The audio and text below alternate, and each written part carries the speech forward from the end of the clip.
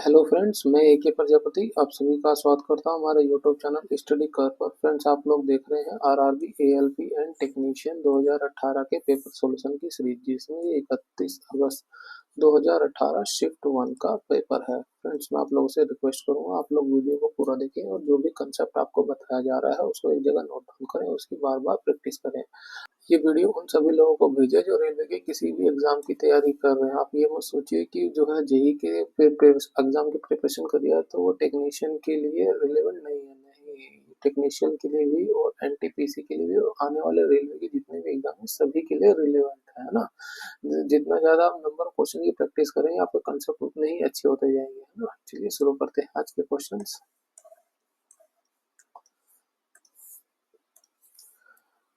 विपुल से बल की तुलना में 16 वर्ष छोटा है ना। ये विपुल हो गया, सेबल की तुलना में 16 वर्ष छोटा है। मैं विपुल को बी ले लिया, सेबल को एस ले लिया, तो छोटा है तो 16 हो गया। इसको देखिए कैसे लगता है, 16 को मैं इधर ले आऊं तो सेबल माइनस विपुल, यानी कि दोनों की उम्र का अंतर जो है 16 है। ठीक है। अब से 12 वर्ष बाद सेबल की आयु विपुल की आयु की 1.5 गुनी होगी, है ना। सेबल की आयु विपुल की आयु की 1.5 गुना होगी। ठीक है, तो सेबल विपुल को इधर नीचे लाएंगे, सेबल बटा विपुल हो जाएगा, है ना। ये क्या है, 1.5, इसको हम ऐसे लिख सकते हैं 3/2। ठीक है, तो ये हो गया 3/2। ये सेबल का रेशो हो गया, ये विपुल का रेशो हो गया। देखिए यहाँ बनाते सेबल और ये हो गया विपुल, है ना। वर्तमान आयु नहीं पता है लेकिन इनके 12 साल बाद की आयु का रेशो पता है, वो है 3/2। ठीक है, और हम ये जानते हैं जो उम्र का अंतर होता है वो हमेशा ही बराबर रहेगा, चाहे वो 10 साल बाद का हो या 10 साल पहले का। ठीक है, तो इसको हम मान ले 3x, ये x है ना, x x हमने ऐड कर दिया, तो इनके रेशो का अंतर कितना हो गया, x हो गया। और उम्र का अंतर बराबर होता है, वो दिया है 16, तो x की वैल्यू हो गई 16। ठीक है, पूछा क्या है, सेबल। अब सेबल साल है, कितने साल का है, सेबल की वर्तमान आयु पूछी, जैसे सेबल की 12 साल पहले की उम्र का रेशो कितना है 3x, एक्स की वैल्यू है 16, तो ये कितना हो गया 48। लेकिन ये उम्र आई 12 साल पहले की, तो 12 साल बाद की उम्र है तो 12 साल घटा देंगे, कितना हो जाएगा 36। ऑप्शन 3 हमारा यहाँ पे करेक्ट हो जाएगा। आप इस क्वेश्चन की प्रैक्टिस करेंगे तो आपको ये लिखने की भी जरूरत नहीं पड़ेगी, है ना। आप इसको ऐसे थोरली भी कर लेंगे। नेक्स्ट क्वेश्चन, यदि त्रिभुज एबीसी बराबर, देखिए ये जो तीन त्रिभुज है समरूप हो गया, ये त्रिभुज एक्स वाई जेड की, तो कोण जो है बी ए सी, है ना। मैं एंगल त्रिभुज बना लेता हूँ, ये हो गया ए, ये हो गया बी, ये हो गया सी, है ना। तो जो बीच वाला था उसका एंगल दिया हुआ है, ये इसका एंगल दिया हुआ है 55 डिग्री। तो कोण Y X Z X Y कितना होगा, इसका त्रिभुज बना दे, है ना। तो x हो गया, y हो गया, z हो गया। अब दिया है z x y, बीच वाले का एंगल, तो ये भी बराबर हो जाएगा 55 डिग्री, है ना, समरूप है। ऑप्शन 1 हमारा यहाँ पे करेक्ट हो जाएगा। नेक्स्ट क्वेश्चन, दो स्थानों के बीच की दूरी 65 किलोमीटर प्रति घंटे की गति से 3.5 घंटे में पूरी की जा सकती है। यदि गति को 8 किलोमीटर प्रति घंटे से बढ़ा दिया जाए तो कितना समय बच जाएगा, कितना समय बच जाएगा ये पूछा है ना। अब देखिए दोनों ही कोई डिस्टेंस है जिसको वो 62 किलोमीटर की दूरी से 3.5 घंटे में पूरा कर लेता है, उसी डिस्टेंस को वो कितने 8 किलोमीटर बढ़ाने पे कितने समय पूरा कर ले कि उसका समय बच जाए। तो दोनों ही केस में देखिए डिस्टेंस हो गई बराबर। ठीक है, फर्स्ट केस में चल रहा है 62 किलोमीटर की स्पीड से, टाइम लग रहा है 3.5 घंटा, 3.5, है ना। या इसको लिख दूं मैं 7/2 बराबर D2, है ना। D2 में सेकंड केस में 8 किलोमीटर गति बढ़ा दी गई, पहले 62 चल रहा था और 8 और बढ़ा दे तो कितना हो जाएगा 70 किलोमीटर प्रति घंटे की स्पीड से अब चल। अब टाइम उसे कितना लगेगा ये हम निकाल लेंगे, 7 से भाग करेंगे ये 10 बार में चला जाएगा, है ना।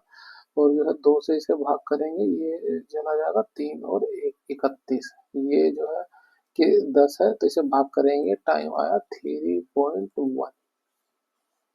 ठीक है, टाइम आया 3.1, पहले लग रहा था, इसको हम T2 ले लेते हैं, T2 लिख देते हैं ना।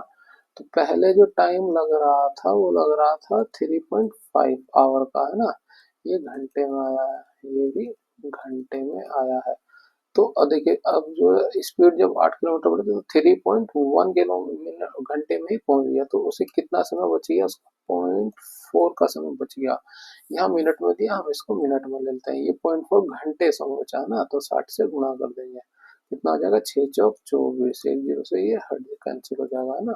तो कितना आ गया, 24 मिनट का उसका समय बच जाएगा। ऑप्शन 3 यहाँ पे करेक्ट हो जाएगा हमारा। नेक्स्ट क्वेश्चन,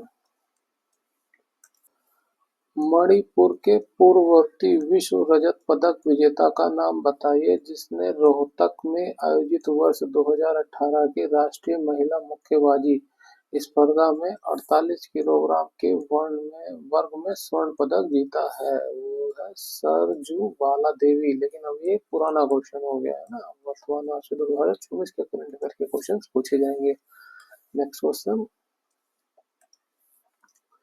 नीचे के दो कॉलम के घटकों का आपस में मिलान करके दिए गए विकल्पों में से सही विकल्प का चयन करें, है ना। क्या कह रहा है कि तत्व जो निश्चित अनुपात में मिश्रित होते हैं तो उनका जो है ये स्थिर अनुपात का नियम है ना। स्थिर अनुपात के नियम के अनुसार दिए गए यौगिक में हमेशा द्रव्यमान के अनुसार तत्वों का अनुपात समान होता है, तो ये स्थिर अनुपात का नियम हो जाएगा। दूसरा कह रहा है परमाणु विखंडित नहीं हो सकते हैं, ये कहा है डेल्टन का परमाणु सिद्धांत के द्वारा बताया गया है, ठीक है। सल्फेट और ऑक्सलेट आयन ऋणात्मक होते हैं जबकि मैग्नीशियम और अमोनियम धनात्मक आयन होते हैं। मैग्नीशियम धनात्मक आयन होता है ना, और अमोनियम भी एक धनात्मक आयन होता है। तो ये हो गया, इससे 4 से मैच हो गया। डी, किसी तत्व के ग्राम परमाणु द्रव्यमान और यौगिक के ग्राम अणु द्रव्यमान में परमाणु या अणुओं की संख्या हमेशा समान होती है। तो क्या हो जाएगा, एक जो मैच कर रहा है वो 3 से कर रहा है, बी जो मैच कर रहा है वो 1 से कर रहा है, और सी जो मैच कर रहा है ये 4 से मैच कर रहा है, ठीक है। और डी जो मैच कर रहा है ये सेकंड से मैच कर रहा है। तो हमारा आंसर क्या है, 3 1 4 2। 3 1 4 2 ऑप्शन 2 हमारा यहाँ पे करेक्ट हो जाएगा। नेक्स्ट क्वेश्चन, नीचे बच्चों के एक समूह की आयु दी गई है, उनकी माध्यिका आयु क्या होगी। माध्यिका निकालना है तो इसे जो है छोटे से बड़े क्रम में लिखे, है ना, आरोही क्रम में लिखिए। तो सबसे छोटा नंबर है 2, फिर उसके बाद है 3, फिर उसके बाद है 4 नहीं है 5 हो गया, फिर उसके बाद 6 है, फिर 7 है, फिर 8 है, और 9 2 बार है, 2 बार 9 को लिख देंगे, ठीक है। एक बार सारी संख्या चेक कर लें, 1 2 3 4 5 6 7 8, 1 2 3 4 5 6 7 8, ये 8 संख्याएं हैं। तो देखिए माध्यिका कैसे निकालते, सबसे पहले तो आपने जो है छोटे से बड़े क्रम में इसे अरेंज कर दिया, फिर जो है 8 है तो ये लास्ट के बीच के 2 ले लेंगे, है ना। आप ऐसे काटते जाइए, पहले से पहला और आखिरी काटिए, फिर उसके बाद दूसरा काटिए, फिर तीसरे तीसरा काटिए, तो बचेंगे 2, है ना। अगर एक बच जाए तो वही उसकी माध्यिका हो जाएगी। यहाँ पे 2 पद बच रहे हैं तो इन दोनों का एवरेज ले लेंगे, 6 और 7 का, तो भाग कर देंगे, कितना हो जाएगा 6.5, ये इसकी माध्यिका हो जाएगी, ठीक है। नेक्स्ट क्वेश्चन, यदि 208 सहित 4/5 लंबाई की एक छड़ को 23 सहित 1/5 लंबाई के बराबर टुकड़ों में काटा जाए तो कुल कितनी छड़ प्राप्त होगी। कैसे प्राप्त होगा, जब हम इसे भाग करेंगे, है ना, ये बड़ी होगी, इसे छोटी से भाग करें तो हमें कितनी छड़ें प्राप्त होंगी वो पता चल जाएगा। अब सही थे तो इसको गुणा कर लीजिए, है ना, 8 40 हो गया, 20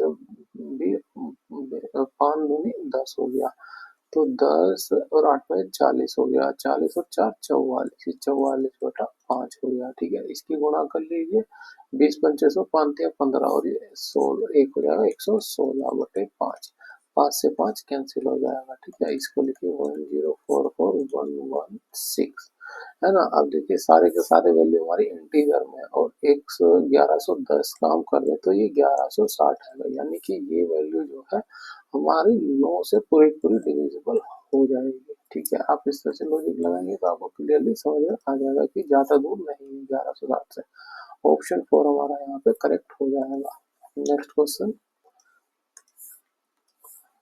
प्रत्येक विषय में अधिकतम अंक 100 होते हुए दी गई यह तालिका 4 विषयों पी, सी, बी और एम में 4 छात्रों डब्ल्यू, एक्स, वाई और जेड के प्राप्त अंकों का प्रतिनिधित्व करती है। ठीक है, दिए गए आंकड़ों के आधार पर वह छात्र जो पी, सी, बी और एम को मिलाकर सबसे कम प्रतिशत प्राप्त करता है वह है।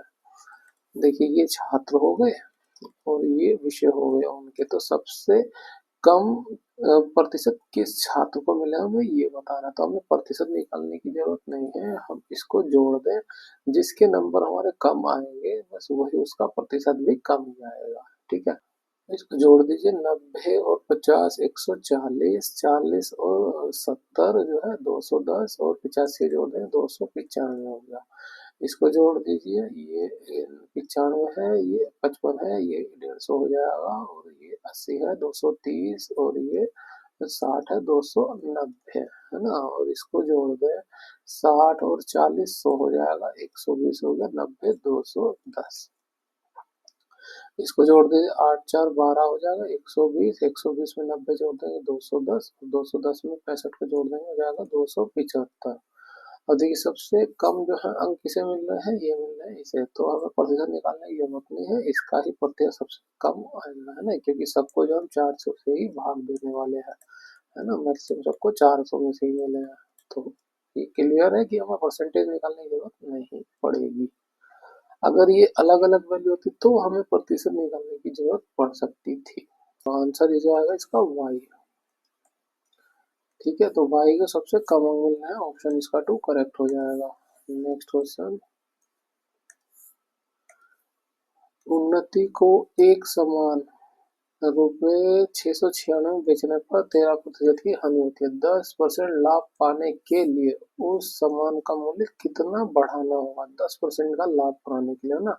तो जब 13% की हानि पर बेचा तो इसका सेलिंग प्राइस कितना हो जाएगा, कॉस्ट प्राइस होता है हमेशा 100% और सेलिंग प्राइस जो होता है वो कॉस्ट प्राइस है ना, कॉस्ट यहाँ लिख देते हैं, कॉस्ट प्राइस प्लस प्रॉफिट है तो प्लस है ना, और नहीं तो लॉस है तो माइनस में कर लिखते हैं ना, और कॉस्ट प्राइस नहीं दिया है तो वो हमेशा 100% ही होता है। तो लॉस हुआ है तो इसे घटा देंगे तो सेलिंग प्राइस कितना हो जाएगा, 100 में से 13 घटाएंगे हो जाएगा 87%। अब 10% का लाभ पाने के लिए तो सेलिंग प्राइस में 10% हम जोड़ देंगे तो कितना हो जाएगा, सेलिंग प्राइस इसे बोलने रहते ये 2 हो गया, 10% तो 100 में जोड़ देंगे 110% हो जाएगा।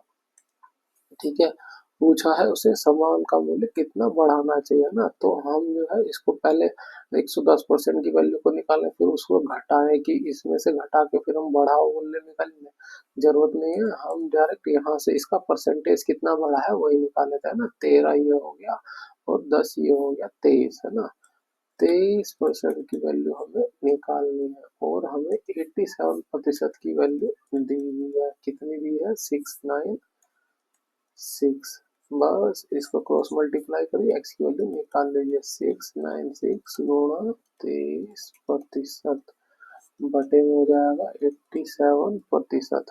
3 से भाग कर दिए, 3 से चला जाएगा, ये हो जाएगा 29 है ना, 3 दूनी 6 और 3 दूनी 27, 3 से भाग करेंगे, 3 दूनी 6, 3 तिया 9, 3 दूनी 6। ठीक है, इसको 29 से भाग करेंगे, 9 8 72, ये 8 बार में चला जाएगा। ठीक है, 8 बार में चला गया, 8 की इसमें गुणा कर दीजिए, 8 तिया 24 का 4 हासिल 2, 8 दूनी 16 और 2 18, 184, ये हमारा आंसर हो जाएगा ऑप्शन 3। नेक्स्ट क्वेश्चन, महाभारत के उस चरित्र का नाम क्या है जिसे महाभारत का युद्ध को देखने के लिए दैवीय दृष्टि का आशीर्वाद प्राप्त था और वह दृश्य देखकर दृष्टिहीन राजा धृतराष्ट्र को युद्ध के घटनाक्रम का वृत्तांत सुनाता था, वो मिला था संजय को। नेक्स्ट क्वेश्चन,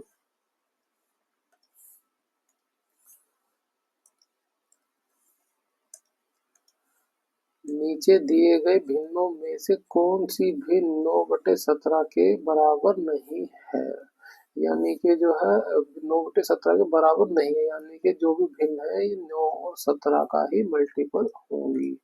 ठीक है, तो हम देखिए इसमें जो है ये 9/17 यहाँ लिखे हैं, और ये देखिए 3 की इसमें गुणा कर 9 3 27 हो जाएगा, 3 की इसमें गुणा कर 51 हो जाएगी, कॉमन संख्या 3 है, 3 से भाग कर देंगे तो ये 17 आ जाएगा और ये 9 आ जाएगा, तो ये जो है 9/17 ही हो गया, है ना। इसको देखिए, इसको भाग करके देख लेते हैं, ये 9 से चला जाएगा, 9 9 एक 9 9 दूनी 18, अब नीचे वाला 17 से जाएगा, 17 से इसे भाग करेंगे एक आएगा, 17 दूनी, हाँ 17 से भाग करेंगे एक, कितना आया बचा 5 और एक 17 तिया 51, तो ये आ रहा है 12 और 13। ठीक है, जबकि कॉमन जो है हमारा इसे 9 गुना 17 हो रहा है ना, तो दोनों में अगर ये 13 13 हो जाता तो इसे डिवाइड करें 13 से 9 और 17 आ जाता, लेकिन ये अलग अलग संख्याओं से डिविजिबल होकर आ रहा है।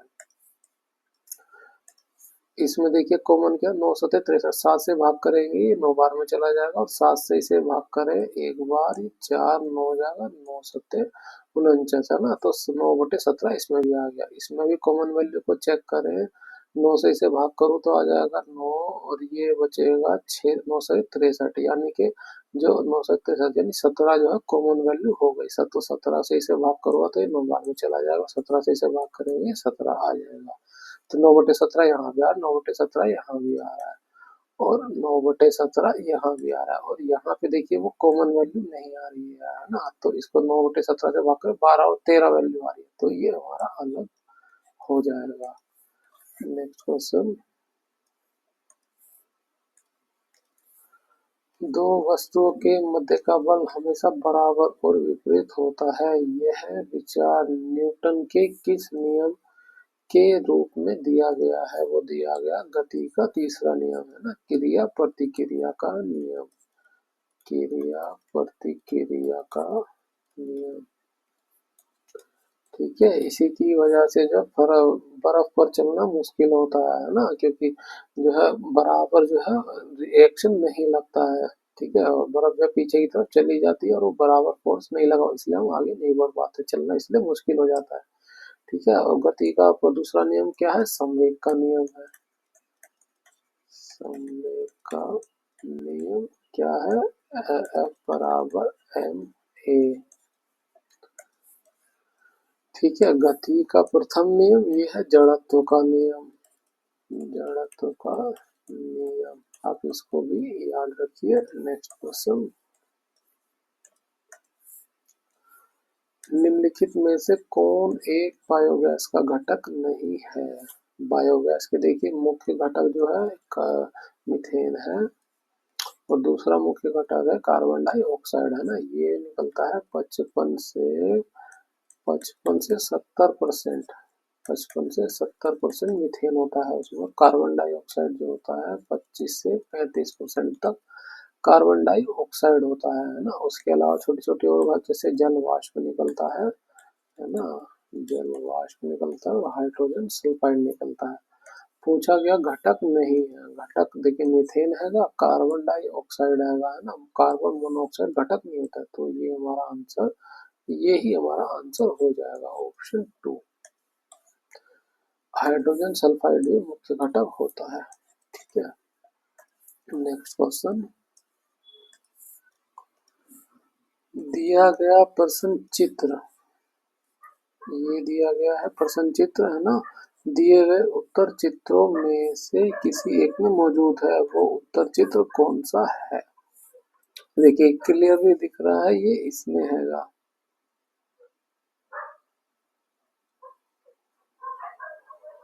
ठीक है, तो हमारा आंसर क्या हो जाएगा? Option D.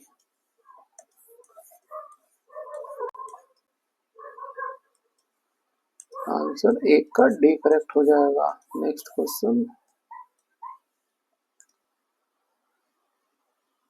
एक परिमेय संख्या का हर उसके अंश से 10 अधिक है, तो भिन्न कैसे बन जाएगी? भिन्न हम मान लेते हैं अंश जो है x है और उसका हर जो है 10 अधिक है अंश से, तो x प्लस 10 हो जाएगा, ये हमारी भिन्न बन गई। ठीक है, यदि अंश को 4 बढ़ा दिया जाता है, तो अंश को 4 बढ़ा दिया गया, ठीक है, और हर को 3 कम कर दिया जाता है, x प्लस 10 था माइनस 3 कर दिया जाता है, तो 5/6 संख्या प्राप्त होती है।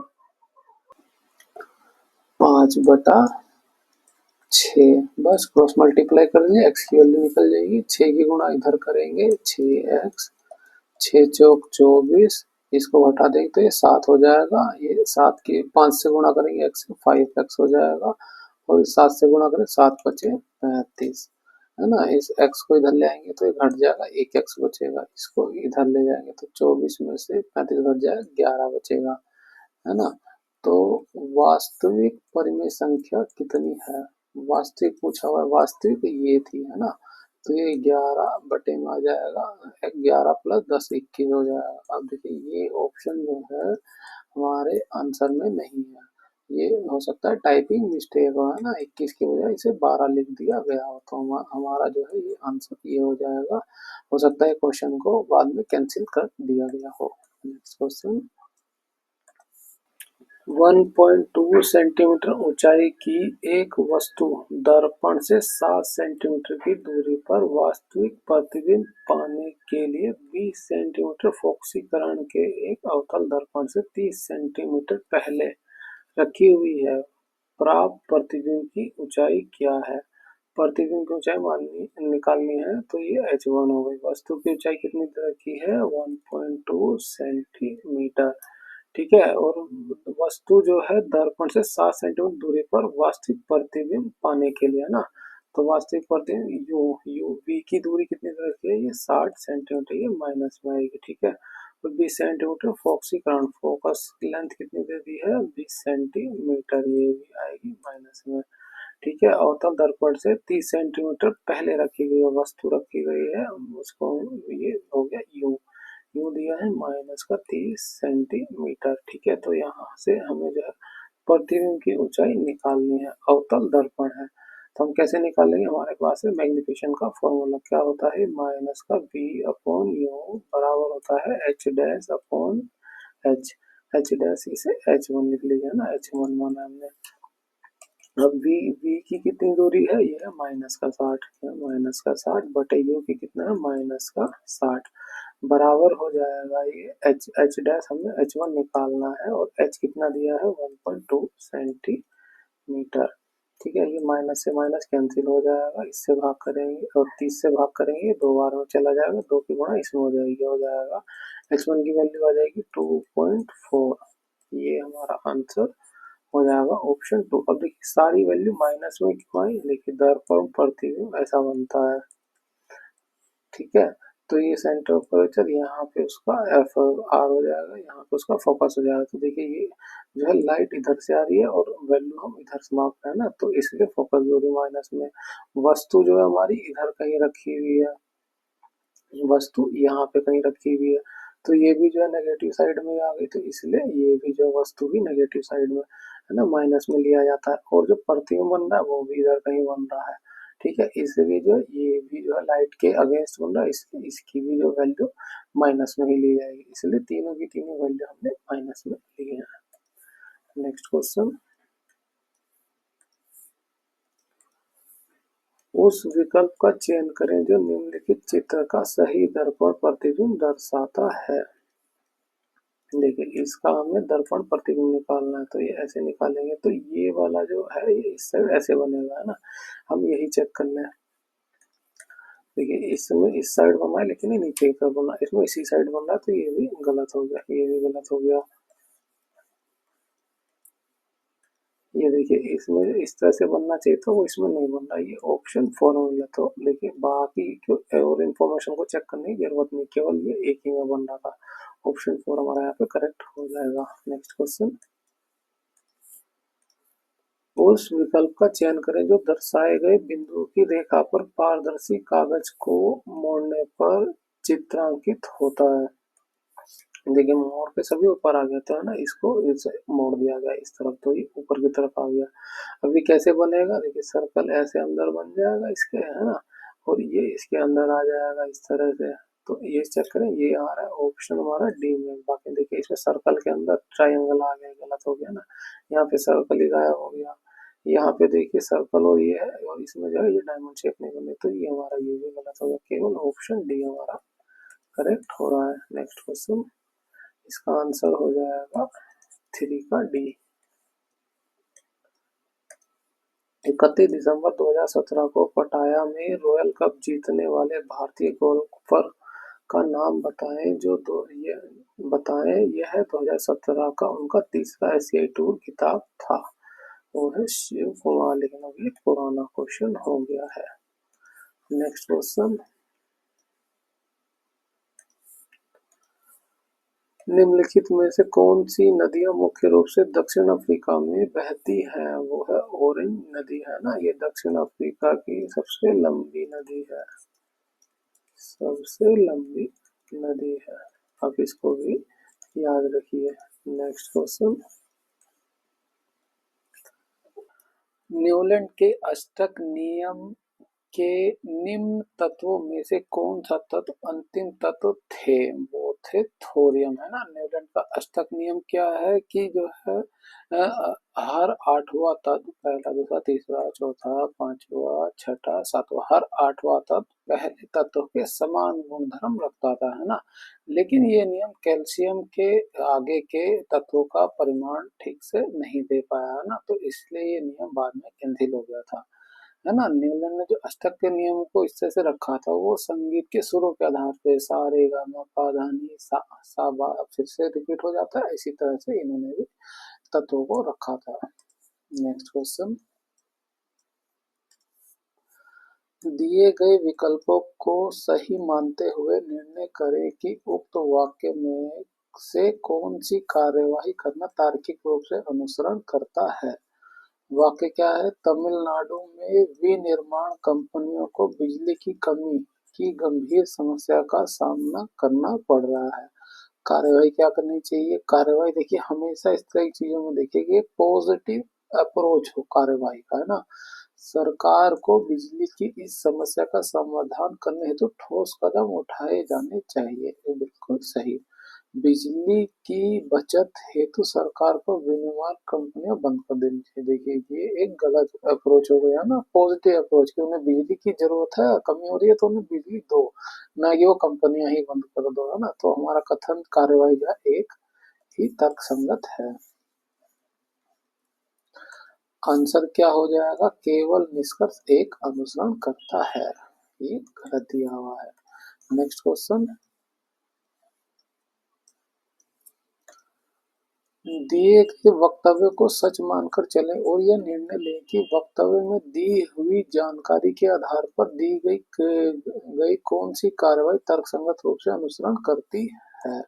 वक्तव्य क्या है, दिल्ली में प्रदूषण और वायु की गुणवत्ता स्वीकार्य स्तर से परे है, यह उद्योगों और वाहनों द्वारा हुए प्रदूषण का कारण है। कार्रवाई क्या होनी चाहिए, देखिए इसमें भी कार्रवाई हो रही है, पॉजिटिव अप्रोच वाली कार्रवाई को देखना है हमें।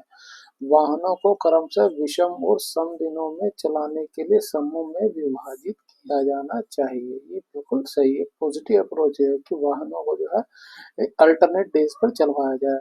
सरकार को नए कारखानों और वाहनों के पंजीकरण को रोक देना चाहिए, ये गलत हो गया ना। कारखाने ये सब जो है एक अर्थव्यवस्था का हमारा चक्र है, अगर ये सभी बंद हो जाएंगे तो अर्थव्यवस्था उस देश की या उस राज्य की पूरी तरह से चरमरा जाएगी, है ना। तो ऐसा नहीं किया जा सकता है। तो क्या कथन हमारा, क्या एक ही कार्यवाही एक ही सही होगी। आंसर केवल एक अनुसरण करता है। नेक्स्ट क्वेश्चन, एक कक्षा में 60% बच्चों को गणित पसंद है, 45% को विज्ञान और 25% को गणित और विज्ञान दोनों पसंद है।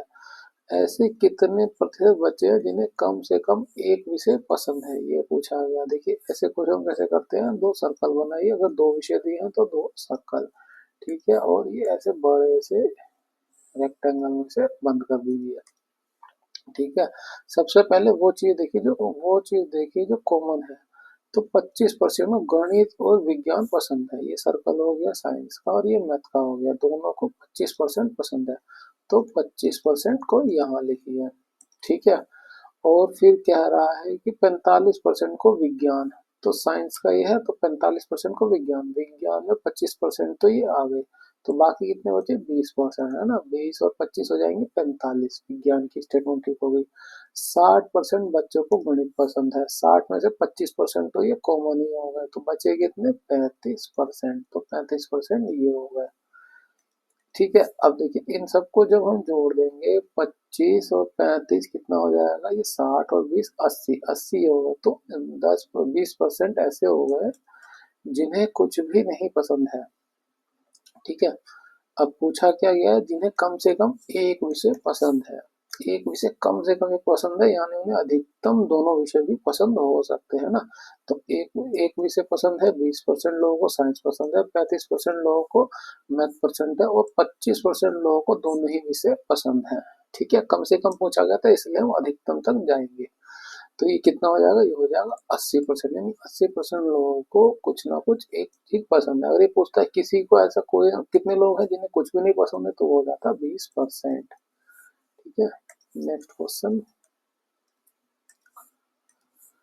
डीएनए का एक खंड जो प्रोटीन की जानकारी प्रदान करता है उसे डैश कहा जाता है। डीएनए का एक खंड वो जीन होता है। ठीक है, और जो है केंद्र केंद्र के अंदर गुणसूत्र होता है, गुणसूत्र के अंदर जीन होता है।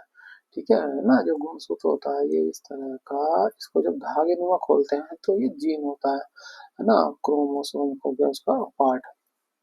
ऐसे में बनाओ, ये एक सेल हो गया, सेल के अंदर नाभिक होता है, नाभिक के अंदर ये इस तरह से क्रोमोसोम होता है, और जब क्रोमोसोम को ऐसे धागे के खोलेंगे तो धागे की तरह खोलेगा ना, वो जीन होता है। ठीक है, लाइसोसोम, लाइसोसोम क्या होता है, ये कोशिका की आत्महत्या की थैली होता है ना। क्या काम करता है, ये अपशिष्ट पदार्थों का अपचयन करता है, अपशिष्ट पदार्थों का पाचन करता है ना। Next question. बायोगैस में मीथेन का प्रतिशत कितना है। बायोगैस में मीथेन का प्रतिशत पूछा, मीथेन होता है जनरली 55 से लेके 70% तक। तो इसके आसपास जो वैल्यू आ रही है ये आ रही है ऑप्शन ए की, तो ये 75% हमारा करेक्ट हो जाएगा। Next question. पौधे में प्राथमिक वृद्धि इससे होती है। प्राथमिक वृद्धि के लिए देखिए, ये एपिकल मेरिस्टम और इंटरकैलरी मेरिस्टम ये रिस्पॉन्सिबल होते हैं, है ना। और जो ये लेटरल मेरिस्टम होता है ये सेकेंडरी, है ना, सेकेंडरी ग्रोथ के लिए रिस्पॉन्सिबल होता है। आप इसको याद रखिए। तो हमारा सी और डी हो जाएगा इसके लिए, ऑप्शन 4 हमारा यहाँ पे करेक्ट हो जाएगा। Next question. किस पूर्व क्रिकेटर ने टीम 5 और अक्सर 2 में अभिनय किया है, वो किया है एस श्रीसंत ने। Next question. प्रबल अम्ल के संबंध में निम्नलिखित में से कौन सा कथन गलत है। गलत है पूछा है, सभी खनिज अम्ल प्रबल अम्ल होते हैं, बिल्कुल सही बात।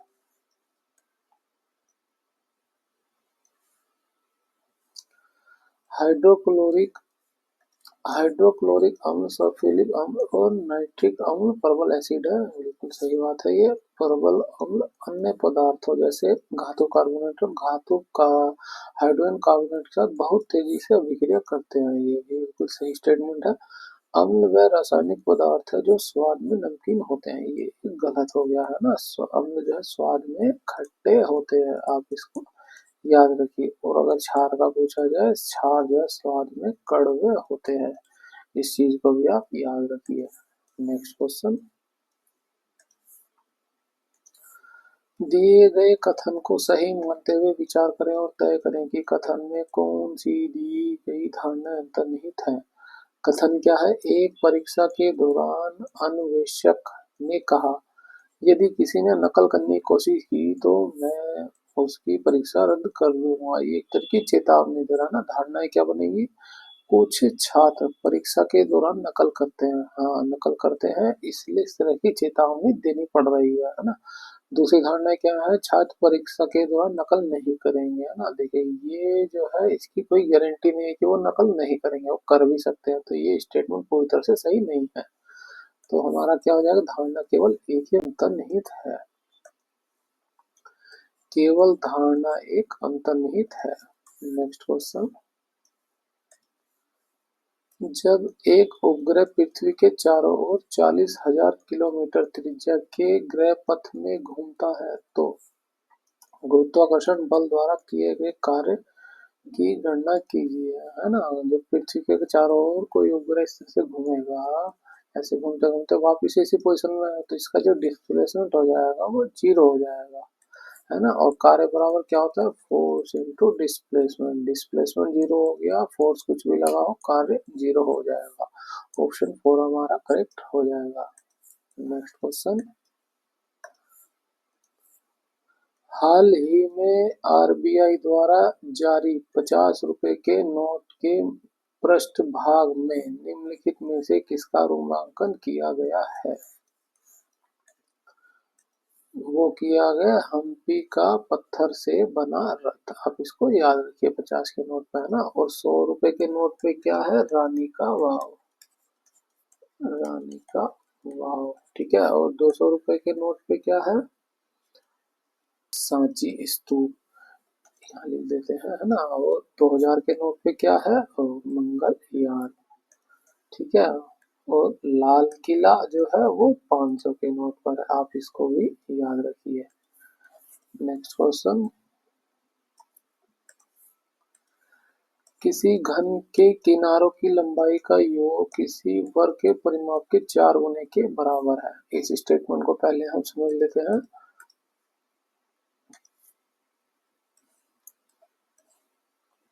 ये घन हो गया एक,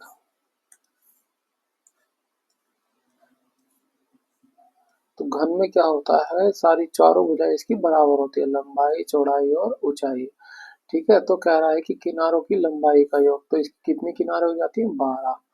जोड़ेंगे तो आप 1 2 3 4 5 6 7 8 9 10 11 और 12, है ना। तो ये हो गई 12 किनारे हो गए। किसी वर्ग के परिमाप, वर्ग को बना देते हैं, ये हो गया वर्ग, ठीक है। वर्ग को हम मान लेते हैं, उसकी भुजा है बी, तो वर्ग का परिमाप कितना लिख लेगा? इसका पेरीमीटर निकालें, ये 1 2 3 4 4 भुजा होती है, तो ये 4 भी हो जाएगा, ठीक है। वो कह रहा है कि किसी घन के किनारों की लंबाई का योग, ये हो गया किसी वर्ग के परिमाप, वर्ग के परिमाप के 4 गुने के बराबर है, तो ये 4 गुने के वर्ग का परिमाप आएगा 4 भी इसके बराबर हो गया, ठीक है। अब पूछ रहा है अगर घन के घनत्व के संख्यात्मक मान, घन के घनत्व दिया है, देखिए यहाँ पे वॉल्यूम हो जाएगा, ठीक है। यहाँ पे वॉल्यूम दिया हुआ है, संख्यात्मक मान का 1/4 वर्ग के क्षेत्रफल के संख्यात्मक मान के बराबर है, तो वर्ग की भुजा निकालिए, है ना। तो हम इस घन का जो है आयतन निकालें, आयतन कितना हो जाएगा? 1 ही क्यूब, इसका 1/4, है ना। चौथाई का है ना, चौथाई वर्ग के क्षेत्रफल, वर्ग का क्षेत्रफल निकाले, होगा बी स्क्वायर के बराबर है, ठीक है। इस वर्ग की बी की लंबाई कितनी है? ये पहुंची गई है, ठीक है। ये हमें रिलेशन दिया था, यहाँ से हम देखिए जो है बी पूछा है, तो ए की वैल्यू को हम इसमें रख देंगे, 4 से काटेंगे 3 बार में चला जाएगा, ए का मान कितना आ जाएगा? 4/3 बी, ठीक है। इस 4 को आप इधर ले जाइए, ये ए की क्यूब हो जाएगा, ए की क्यूब कितना, इसको रखेंगे तो ये हो जाएगा 4 का क्यूब हो जाएगा 64/3 का क्यूब 27, ये हो जाएगा बी की क्यूब बराबर 4 इधर है 4 बी स्क्वायर, 4 से काटेंगे तो ये 16 बार में चला जाएगा, स्क्वायर से काटेंगे तो ये क्यूब कटेगा, एक भी बचेगा, ये भी इधर है ना। बी 27 को इधर ले जाएंगे, 27 इधर आ जाएगा और 16 आ जाएगा बटे में, ये बी की लंबाई हो गई 27/16। आंसर क्या हो जाएगा? ऑप्शन 3 27/16। नेक्स्ट क्वेश्चन, सबसे नमनीय तनयशील धातु है वो है हमारा ये क्या होता है? गोल्ड, है ना। फिर उसके बाद दूसरा होता है चांदी। डक्टाइल क्या होता है? कोई धातु है जिसे पतली पतली तार के रूप में से खींचा जा सके, जितना पतला हो सके, तो वो उसकी डक्टाइलिटी होती है। ठीक है, तो गोल्ड आप पता ही है ज्वेलरी है, इससे जो हम पतले पतले धातु के है ना आभूषण बनाते हैं, फिर चांदी हो जाता है, ऐसे ही दूसरा। तो नंबर 1 पे होता है गोल्ड, ये सबसे ज्यादा डक्टाइल होता है। नेक्स्ट क्वेश्चन, किसी मिश्रित धातु में 35% चांदी थी, यदि मिश्रित धातु की मात्रा में 119% चांदी थी तो मिश्रित धातु में अन्य तत्वों की मात्रा कितनी थी? देखिए, कोई धातु रही होगी, उसमें अगर 35% चांदी है तो बाकी कितना बचा? 65% अन्य धातुएं रही होंगी, है ना। इस 35% की वैल्यू दे रखी है 119, तो हमें पूछा गया अन्य धातु की मात्रा कितनी है।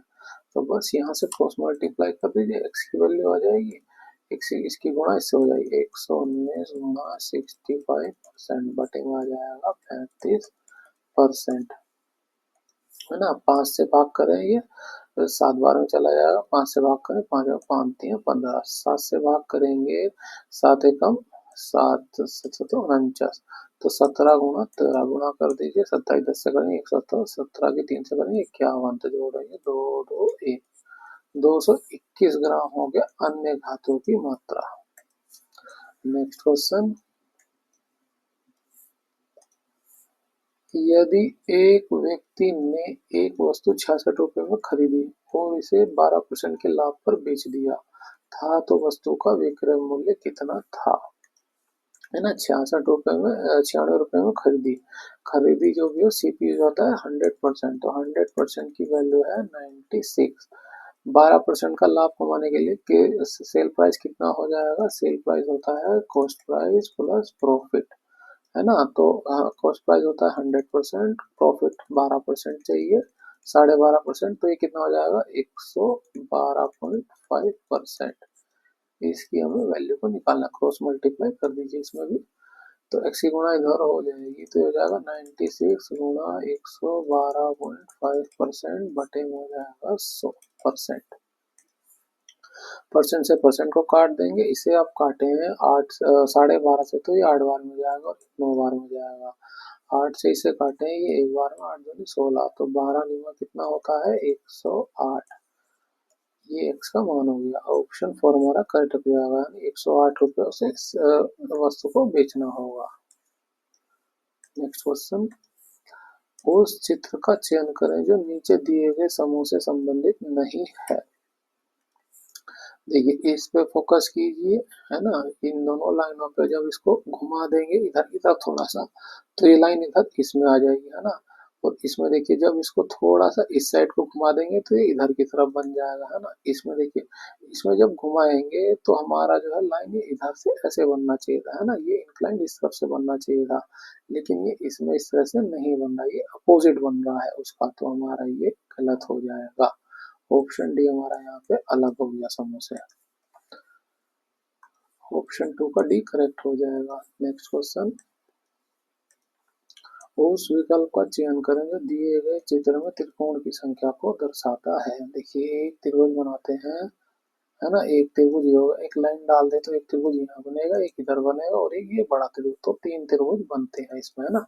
अब ध्यान से देखेंगे तो 3 त्रिभुज इधर बनेंगे, है ना, और 3 त्रिभुज इधर बनेंगे, 3 इधर बन गए, 3 इधर बन गए। ध्यान से देखेंगे 3 त्रिभुज इधर से भी निकल रहे हैं, है ना। 3 त्रिभुज इधर बन गए, इधर से भी सेम ऐसे ही निकल रहा है, 3 त्रिभुज ये बन रहे हैं, एक त्रिभुज ये बच रहा है, एक त्रिभुज ये बच रहा है, तो 3 3 6 3 9 3 12 13 और 1 14, कितने त्रिभुज हो गए? 14। ऑप्शन 4 हमारा यहाँ पे करेक्ट हो जाएगा।